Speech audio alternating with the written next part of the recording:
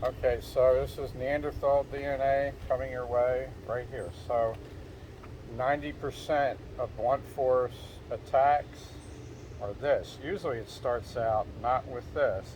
Usually this guy looks over my shoulder, see if I got any backup. He looks behind him to see if there's any cops or if his backup's there. Then he looks down at this hand to get me to look down, and then he hits me with his hand, okay? And ideally he wants to hit me right here. Anywhere along the jaw line is superior. So this is usually how it starts. Okay, so the last thing you want to do is fight it. You want to roll with it, drive it through. I want to turn like that. If I try to fight it, then the shock wave is going to transfer right into my neck. It's just the beginning of a disaster. Okay, so realizing that once he looks down that you're about to get hit, you could start to roll. So throw it again. I could start to roll just a little bit ahead of it, and then it doesn't catch quite as much.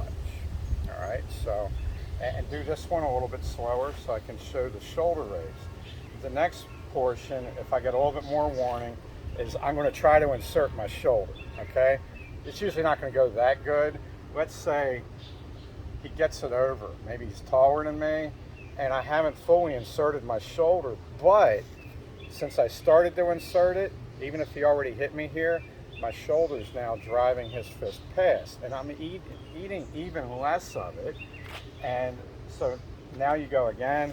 Ideally, this is where you want to be. You want to say, oh, this guy's about to throw, and you're just ready to do this, okay? And then do this slower.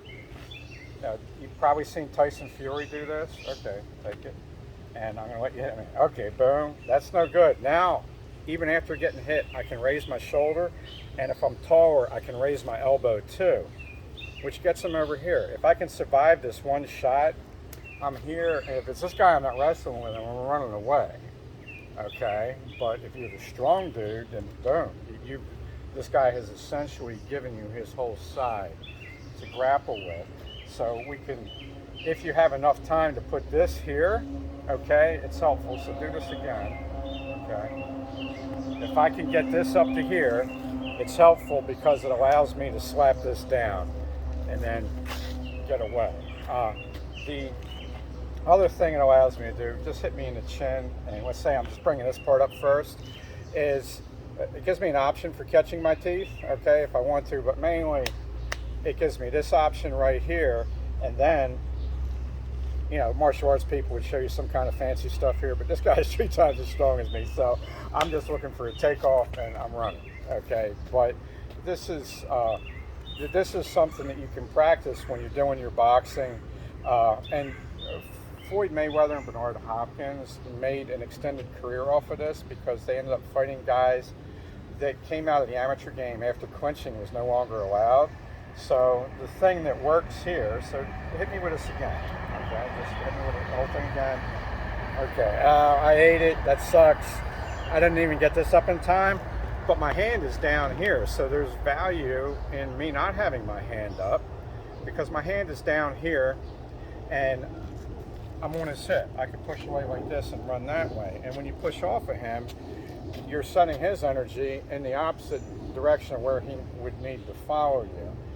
So there's a lot of different ways. Some really slick boxers will just get in the gym and let dudes throw punches at them all day long and just practice doing this. So you do it to Maze, you got me, okay, I missed it there. It's a mixed bag. You want to experiment, right? How many times this dude touches your chin, and then when he does touch your chin, don't do this, okay, just let it go and get the shoulder in here as soon as you can.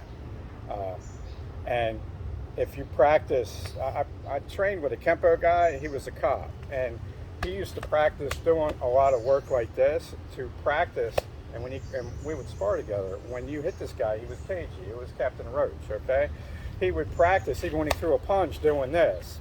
That way, if he got hit, he had his hand to clear it, okay? So the instinct of bringing up the hand that's not there, don't try to bring this hand up, let him hit you, okay?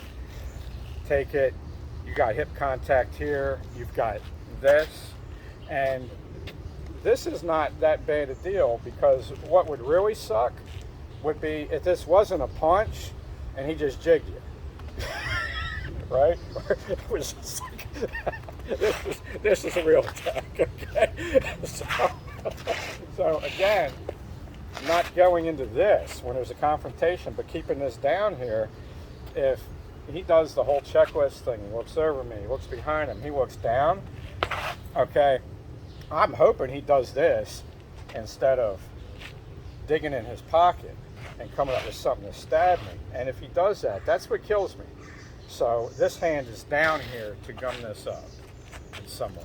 Okay, so it's another reason for kind of like the lazy peekaboo boxing style that allows like an older slick boxer to deal with like younger guys. Okay.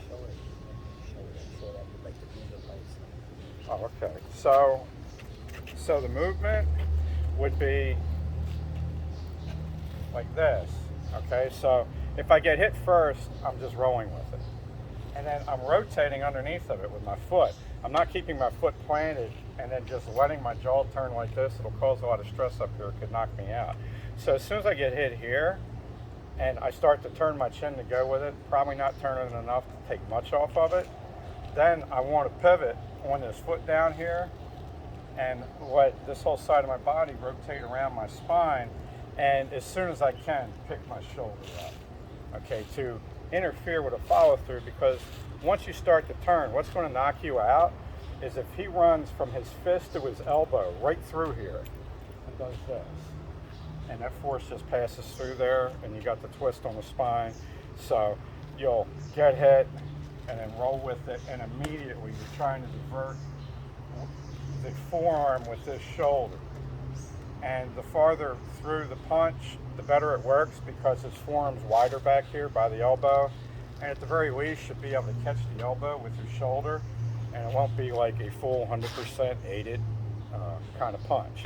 And then eventually, I mean, if you know it's coming, you could keep this down here and just do this. Ideally, if we're boxing, like this shoulder is torn on me, I really have a hard time defending like this. I would rather box like this and use this for hip contact and use my shoulder and my hand to defend here and then counter with this hand. Okay, so it's really pretty basic, and it requires you to do less than the guy that's beating you up.